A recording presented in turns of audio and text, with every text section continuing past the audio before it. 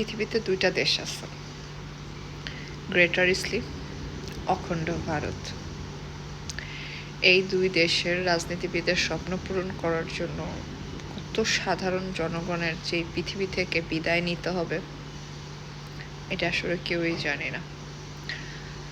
আসলে তো তারা অনেক দুনিয়াতে অনেক ক্ষমতাধর, আবার নিজেদের মধ্যে অনেক বেশি বেইমান আছে, তাই তারা যা ইচ্ছা তাই করতে পারতেছে। বাট এখন পর্যন্ত তারা সব করেই নাই যেটা করতে চাচ্ছে। আবার এখানে আবার একটা সম্পর্ক আছে, তারা আবার হচ্ছে ফাদারল্যান্ড, মাদারল্যান্ড।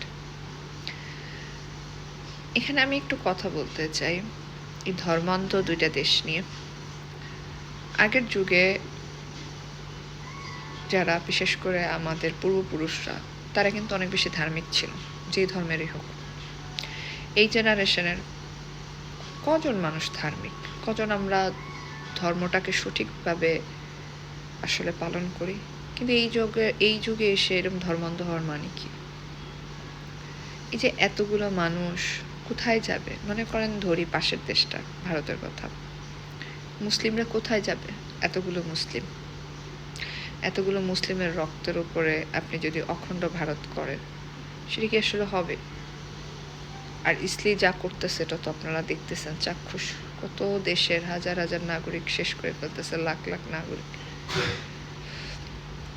শুধু এই দুইটা দেশের দুইটা রাজনীতিবিদের ধর্মান্ধ ক্যাবিনেট, পার্লামেন্ট, মন্ত্রিসভা।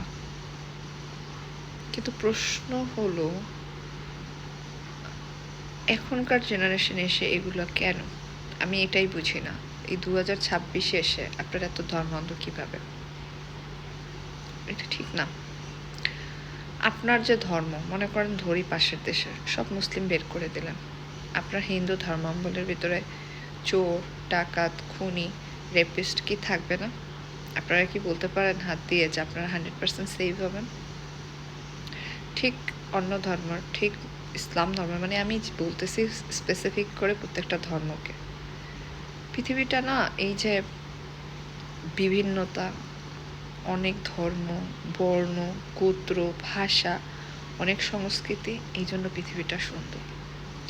ধরুন এই পৃথিবীতে শুধুমাত্র হিন্দু ধর্মাবলম্বী লোকেরাই বাস করবে, ধরুন একই রকম দেখতে, একই রকম, এটা কি ভালো লাগবে? বৈচিত্র্য কি আসবে? আপনি যে জিতলেন, হারলেন, আপনি যে উঁচু নিচু, এগুলো তো প্রকাশ করতে পারলেন না। এই ভিডিওটা এই জন্য করছি,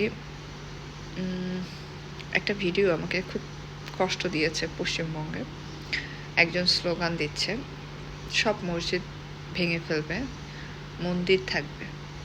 ভাই, মসজিদ ভাঙতে হবে কেন? আপনারা গলিতে গলিতে মন্দির কেন? আপনারা ঘরে ঘরে আপনার মন্দির করেন, সমস্যা কি? কেউ তো বাধা দিচ্ছে না। আরেকজনকে আঘাত করে কেন? মানুষ হওয়ার চেষ্টা করা দরকার। যে কোনো রাজনীতিবিদ হোক, সবার প্রথমে হচ্ছে মানুষ হতে হবে। এই এআইয়ের যুগ, এত আধুনিক, এত কিছু, কিন্তু সে মন মানসিকতা সেই সেকেলের। ধর্ম মানে কি? মানুষ হতে হবে আগে।